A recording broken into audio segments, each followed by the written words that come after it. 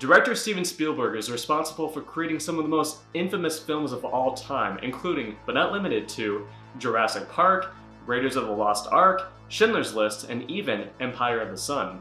He's also responsible for creating some of the friendliest, most wholesome aliens in cinema history. E.T., the short, pudgy alien with a fondness for Reese's Pieces, is just one example. He also created the peaceful, otherworldly visitors in Close Encounters of the Third Kind, who had no intention of harming mankind whatsoever. In 2005, he directed a film that showcased some of the meanest, most destructive aliens ever to grace the silver screen. And it just happened to star Tom Cruise, an actor who is no stranger to appearing in scary footage. We are the gold standard. You're back there in Hollywood making movies right now because of us. You're creating thousands of jobs, you Welcome to another entry in my Scary Scenes and Non-Horror Flicks series, where I analyze sequences in films that don't necessarily qualify as horror. Now guys, I'm a sucker for alien invasion flicks. Sometimes I just like to watch the world burn, because hey, who doesn't love a healthy dose of disaster media? Now, I've been defending Spielberg's War of the Worlds since its release, despite it often being criticized for its weak characterizations and unsatisfying climax. It has, in my opinion, some of the most mind-blowingly awesome invasion sequences ever developed. And today, I'm here to analyze an early sequence that perfectly sets the stage for all the chaos that ensues. But first, as I always do in these videos, allow me to share a little history. Adapted from the classic science fiction novel by H.G. Wells, 2005's War of the Worlds is a film that Spielberg had been longing to make for decades. He had read the original novel during his time as a student at Long Beach. The book's haunting depictions of an alien invasion terrified the budding filmmaker, making him wonder what might happen if aliens ever decided to wreak havoc on our tiny, powerless planet. He knew that one day he would make a version of his own for the big screen. Interestingly enough, the novel had already been adapted by filmmaker Byron Haskin in 1953, except in that adaptation, the Martians invade Earth in flying saucers instead of walking tripods. It reflected on Americans' fears at the time, mostly of communism and nuclear weapons. Much like the 1953 film reflected on the fears of that time period, Spielberg figured his adaptation could reflect on the fears of the current generation. More specifically, the fears that arose after the tragic events of 9/11. Americans nationwide were petrified at the thought of being invaded by destructive forces. So, what better time to make a film that commented on such widespread panic? With Hollywood stars Tom Cruise, Dakota Fanning, and future Dragon Ball embarrassment Justin Chatwin on board to play the leads, Spielberg set off to create the most terrifying alien invasion film he possibly could. A film that would even be more disturbing than Tom Cruise's craziest public shenanigans.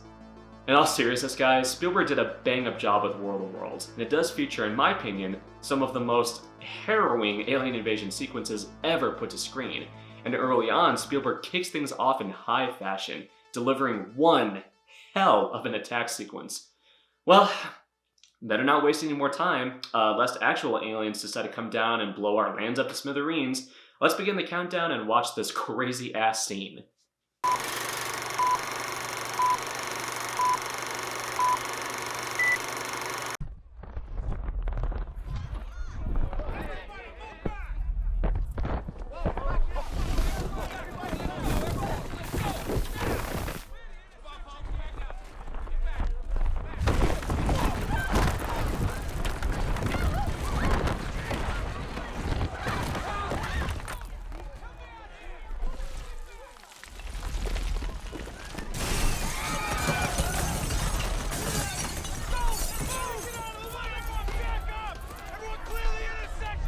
So, usually when alien invaders arrive in these types of movies, they descend from the sky in flying aircrafts, but Spielberg wanted to do something different by having the Martians' tripods emerge from underground, breaking through the ground like giants ready to go on a destructive rampage. Now, you could point out the numerous improbabilities in this scenario, like how in the hell would the tripods remain undiscovered so long?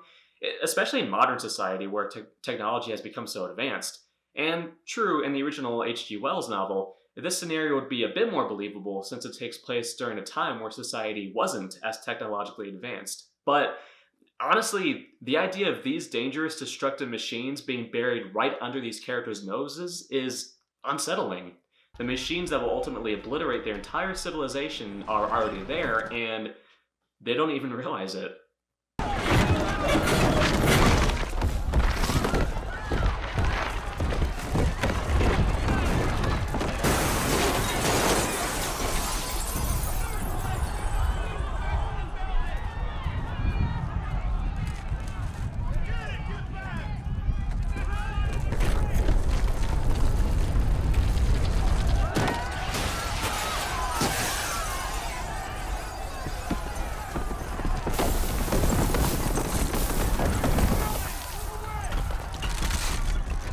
Okay, so this shot here of the church adds a lot, because in times of crises, people will often flock to religious institutions for comfort and solace. But here, we see that not even the church building is safe.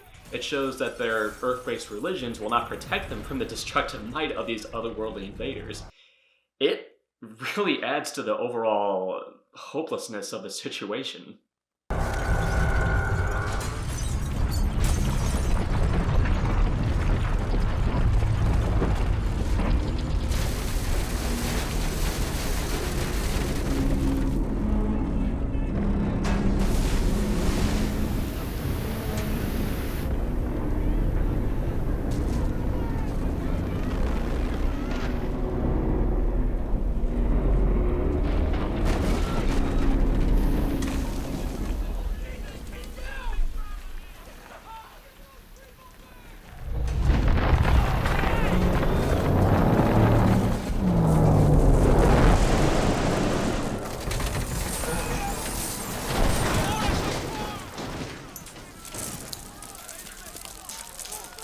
Oh man, this scene is an exemplary example of practical and digital effects.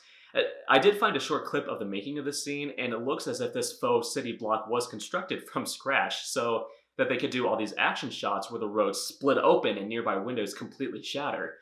It's actually a common staple in disaster movies where filmmakers would build regular looking neighborhoods to be destroyed on camera. They did the same thing in the original Ghostbusters with the front of the Gozer apartment building. They constructed that entire set to resemble the actual New York location and rigged the street so that it would split open on cue. Now, obviously, the enormous sinkhole that forms in the ground here is completely CG, but having a practical city street surrounding it definitely adds a lot.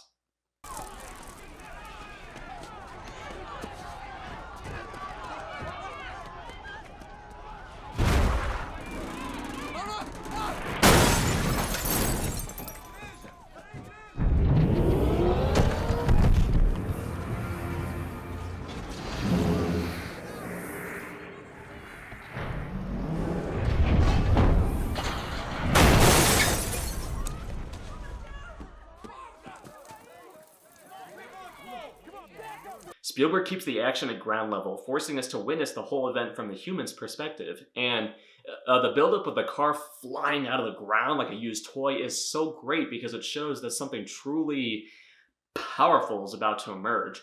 And witnessing all of this from the character's point of view is important because it puts the audience in their shoes. We're watching these horrifying events unfold right along with them, and it makes us feel all the more anxious and fearful, like helpless ants about to be crushed by an enormous boot.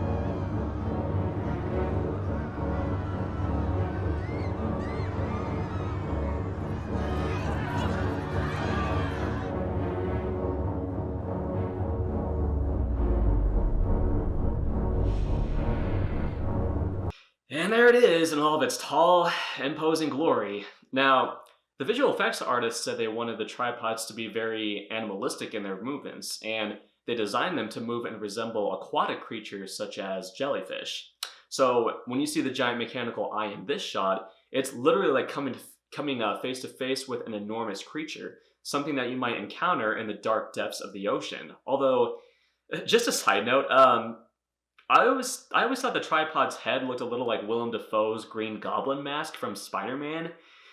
Whew, I'm a helpless nerd.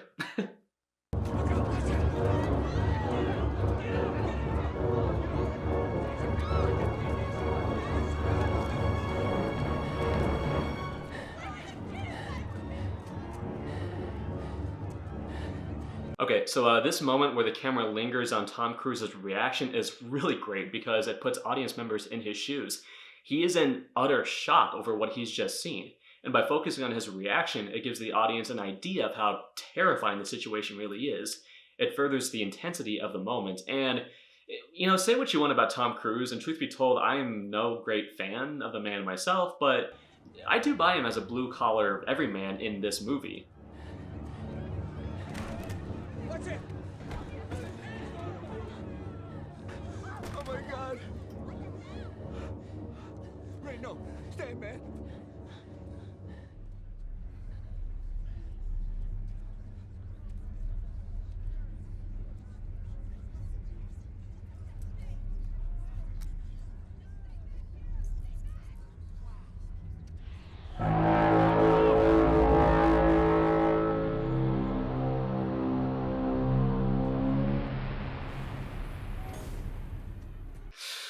Ooh, that sound. Play that after an earthquake sometime and see how many heart attacks you give. It's the type of unnerving primal roar a predator lets out right before chasing some prey. And again, the way the tripod's, legs bend and sway, it does give this thing the appearance of a large, powerful animal.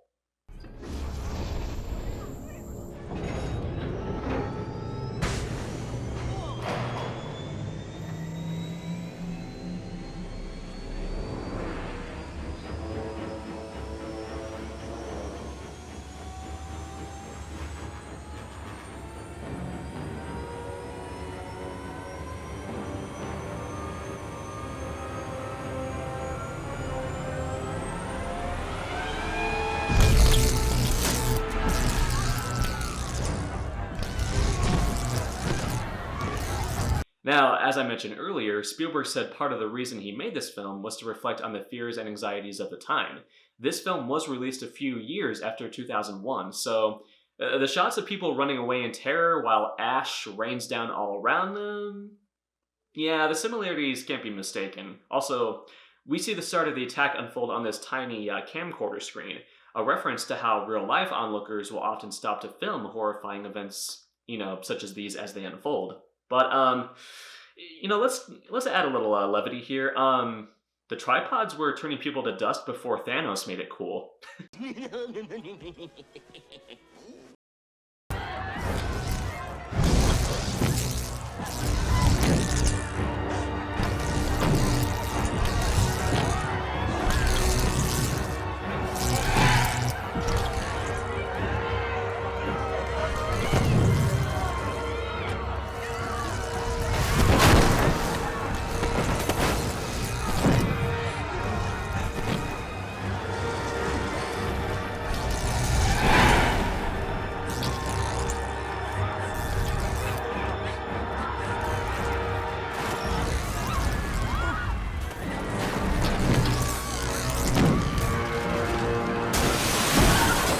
Okay, I'm gonna put my fanboy cap on for a minute because, lame-ass ending aside, War of the Worlds has some really spectacular disaster movie carnage. I mean, you have bodies being reduced to ash left and right, cars tumbling through walls, Tom Cruise nearly getting evaporated by a Martian death ray, and to top it all off in this next shot, we get a freaking smorgasbord of buildings exploding and trees just erupting into flames.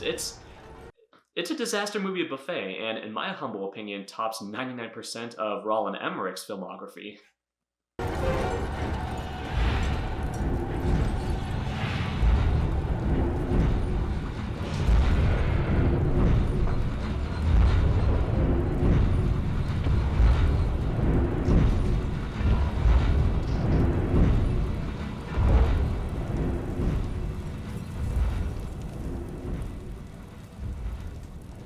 And there it goes, ready to unleash maximum carnage. wandering the earth like some hostile predator seeking out more prey. Also, a good little character moment here for Tom Cruise.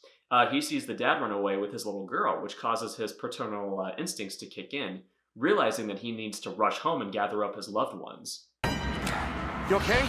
Yeah. Can you believe that thunder? That storm is so fierce. Never seen anything like it. I haven't either. Imagine being out there. And there you have it, a nail-biting sequence that made this particular audience member incredibly anxious. Like, I was in full-on panic mode while watching this insane sequence.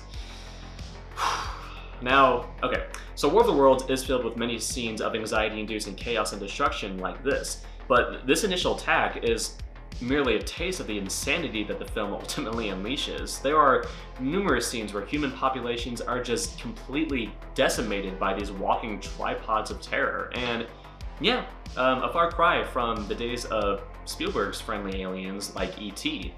Now personally, I don't think it's one of Spielberg's top tier titles like Jurassic Park or Empire of the Sun, but it does prove that when it comes to constructing cinematic thrill rides, nobody does it better than him. It's a very well made, visceral alien invasion film that truly makes you feel as if the world is ending. Thank you so much for joining me in my analyzation of this sequence from 2005's War of the Worlds. I hope you guys had a good time.